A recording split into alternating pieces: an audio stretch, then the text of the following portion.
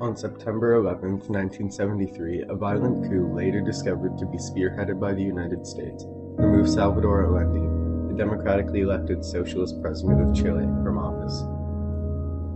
Thousands of Chileans were rounded up, tortured, and killed under General Augusto Pinochet, the leader of the coup's new regime. 5 years later, the Chilean resistance called for former Chilean refugees and activists to return to Latin America to fight Pinochet and stage a revolution.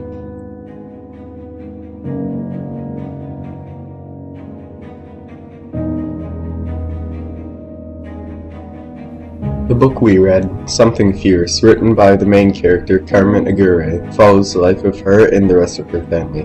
Carmen and her family of four, her mother Mammy, her sister Allie, and her stepfather Bob. Together they travel through Latin America working for the Chilean resistance.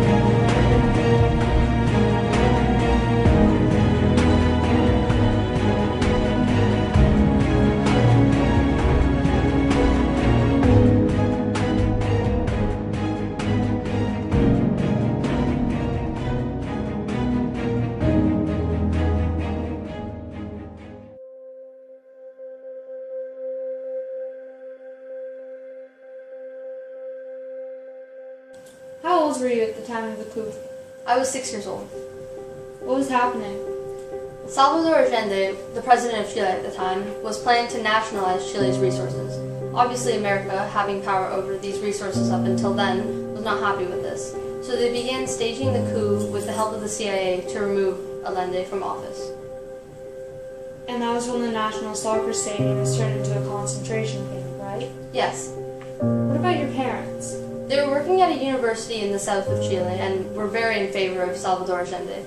That alone put them on the blacklist, and within 2 months of the coup, we were out of Chile and going to Vancouver. So your childhood was surrounded by the resistance. What was that like?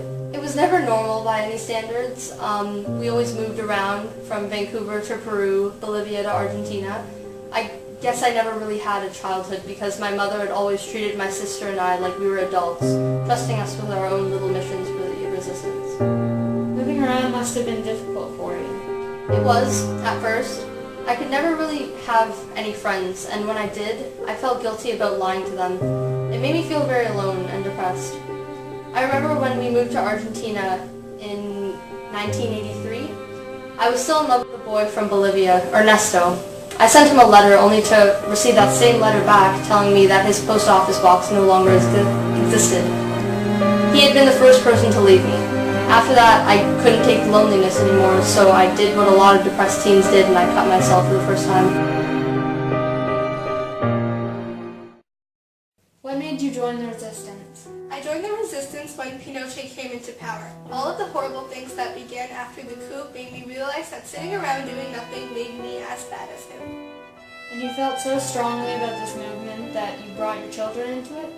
I felt that it was unfair to ask a woman to decide between being a revolutionary and being a mother. What was your biggest fear? I think at the time that failure was my biggest fear. There was so much at stake. I would always ask myself, what if I get captured? What will happen to my daughters, my son? What about my country? There was a lot of pressure on all of us, and with my daughters in the resistance, I fought with the fear of losing them and losing my country to a dictator. Fear had always been in our lives. The only thing that mattered is how we dealt with it. It kept us focused on the present and worried about the future. If we acknowledge our fear, I think it gives us the power to shut us down.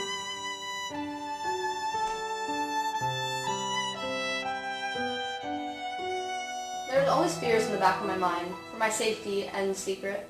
They just became more prominent as time went on. When I had officially joined the resistance, there were times when the fear had shut me down completely. I was consumed with the fact that I was more or less alone. I had to remember the importance of the mission, and I remember thinking about my parents. They were so brave when it came to sacrifice, so it came easy to me after a while. Was there anyone you could open up to? It was really hard to distinguish who I could trust from who was dangerous. Being in the resistance required the skill of reading other people, but you could never really be certain. I had opened up only once after officially joining the resistance. One of my colleagues at an Argentinian school had been the one I had trusted to help me and keep my secret. Why did you decide to have another child while you were in the resistance? It was unexpected, but I would never trade him for anything. Lolito was one of the best things that ever happened to me, and the only thing I would regret would be putting him in danger. So how did this affect your relationship with your daughters and your husband? It was difficult for Bob and I because we had to take Lolito on our missions, which put my whole family at risk. As for Carmen and Ale, they were very good sisters. I think they really loved him. Alright, so before you talked about your missions, what kind of missions did you go on? We went on a lot of missions. One in particular was the most dangerous mission I had gone on. We were to make a trail through the Andes Mountains when the snow was 5 feet high for the resistance members. I had gone on my own for 2 weeks through the mountain pass, almost freezing to death. I would have died if Bob hadn't come to find me.